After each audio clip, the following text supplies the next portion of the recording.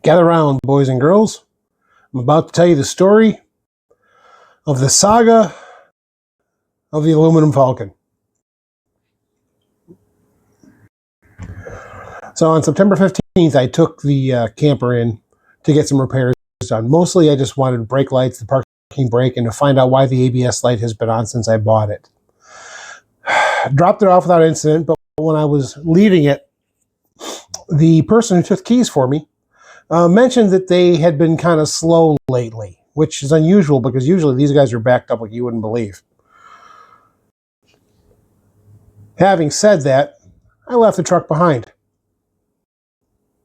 On September 21st, I called them back. I think it was the 21st, pretty close, to find out what was going on. And I was told that they had found a few other things. The ABS unit was completely rotted, so it was going to have to be replaced. That didn't surprise me a whole lot. But that was going to be an expensive fix. There were a few other things that they found. They found a broken leaf spring. The speed sensor cables to the rear were cut. And my rear brakes were pretty much metal on metal, so I was getting new brakes. That didn't surprise me too much. When I was driving it out there, I could feel the brakes pulsing, so I figured I was probably in for a repair there. And finally, the front stabilizer bar and bushing were worn. I said worn at this point. That was the bad one because the replacement for that was going to be until October 20th before they'll get it. So I left it sit. I let it sit. October 15th, I get a call, and they tell me that they found the parts for the stabilizer bar and bushing from another supplier, and I could have it by the end of the week. I was excited about that. I thought, woohoo, I'll get this thing back before November starts. And then comes 2 weeks of silence. I tend not to call places and pester them because I find that if you irritate the crap out of them, they not only won't do a good job, but they won't want to do it for you again. So I let it go for 2 weeks, and I finally called them up. I really wish they'd been a little more communicative. Anyway, so I call them up, and I'm told that, yeah, things are going slow. The brake lines are rusted, so getting the brakes repaired is going to be take a little extra time. All right, another week goes by. I call again, just to get a total bill, and I'm told to be ready Monday night or Tuesday morning before Thanksgiving. So I wait. On Wednesday, they still haven't heard anything, so I call again. And they're telling me, yep, it's ready to go. Come and get it. Well, I go at lunch. I go to the credit union. I get a check for the total they gave me on Monday, and drive up to the repair shop. I'm not giving the name here. I don't need that kind of grief. And the check is too much. I mean, good news. It's going to cost me less than I thought it would, but now I've got a choice of either giving them a check and then they'll cut me a credit, which doesn't sound like a refund to me, and they won't be able to do it until Friday. So I said, you know what? I'm just going to take care of it now. So I took that check, took it back to the credit union, redeposited it into my account, had them cut me a new check for the correct amount, and drove back out. This has taken me a grand total of 2 hours by the time I get back to the repair shop. So I give them the check, go through the whole process of getting it, submitted and everything else. They give me my keys back. I go out to the truck. It's now been 2 hours. I need to get back to work. I mean, luckily I've got some comp time banked, so I'm not going to get in a whole lot of trouble here, but it is the Wednesday before Thanksgiving, and time's running short. We have things we have to get done. So I hop in the truck, start it up, starts up hard, like it has. It's been a while since it run. I double check the brake lights and the marker lights and the turn signals, and everything's working properly. And that was the main thing I was worried about at this point. So I turn the truck off, put the keys in my pocket, and I drive home. Of course, the next day is, well, okay. So the original plan had been to go get it Wednesday night, but I ran into some other issues that prevented me from getting back out there to pick it up. So I didn't get that done on Wednesday. On Thursday, obviously, it was Thanksgiving. Spent the day with family. It was wonderful. Had a great time. Friday, I get up early in the morning. I get myself an Uber. Sorry, a Lyft. Got to be accurate about this. And get driven out to the repair shop. And I get to the repair shop and walk out back and open the door. And I stick my head inside and there's glass everywhere. That's when I noticed there's a giant hole where my driver's side window used to be. Driver's side door window. So I go back inside and I report it.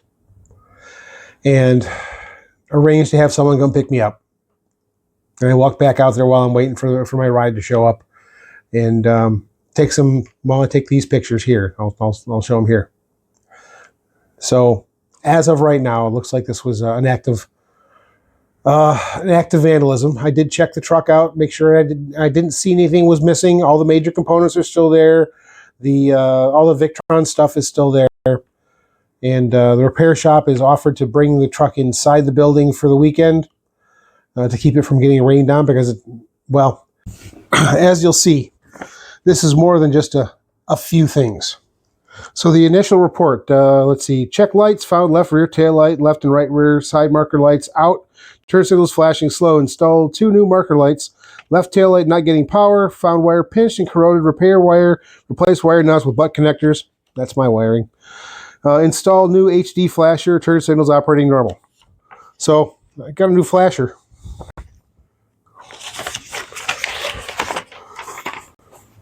Itemized list of parts here. Inspected closer, found that pins and 9-pin diagnostic connector were heavily corroded. No surprise. Cleaned as best possible, able to get next IQ to power up, unable to connect to the ABS module. Inspected under the hood, fuse relay panel is completely destroyed with corrosion. Temporarily replaced 2 10-amp fuses, was able to connect to the ABS module for a short time. Had codes for rear WSSs. Pump not turning, open circuit, and low voltage. While looking at rear sensors, notice the right side axle mounting. Here we go. Pad between the axles and leaf spring is broken and axle appears to have shifted. Need to replace entire harness from fuse panel out, but it's discontinued. Need to reassess best way to move forward. Unfortunately, it never actually tells me what way they picked to move forward. Let's see. Attempt to connect to Wabco. Truck would not connect. Check ABS module connections. Inspect harness. Found ABS modulator completely rotted. Both rear ABS sensors were wires cut. Needs new modulator, valve, and rear speed sensors. New rear speed sensors.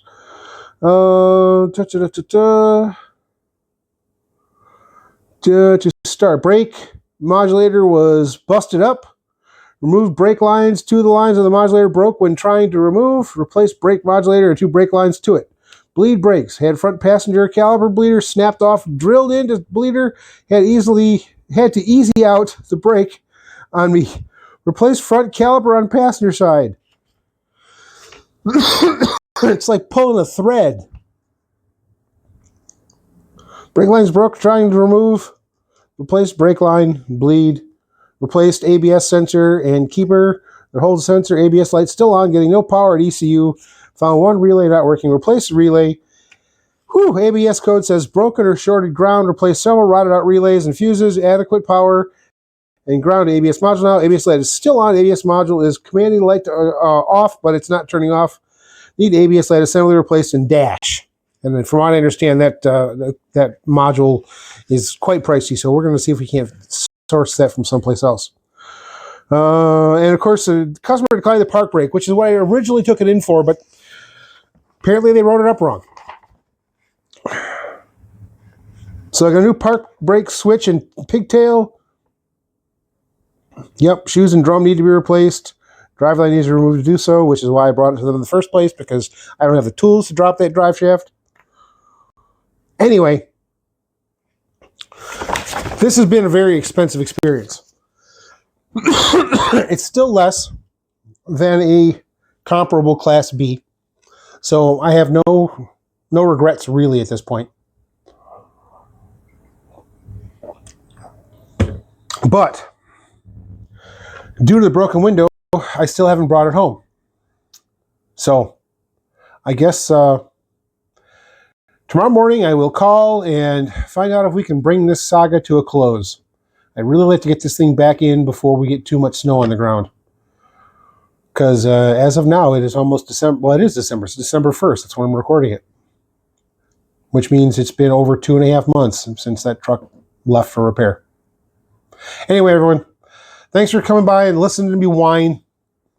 I'm just complaining.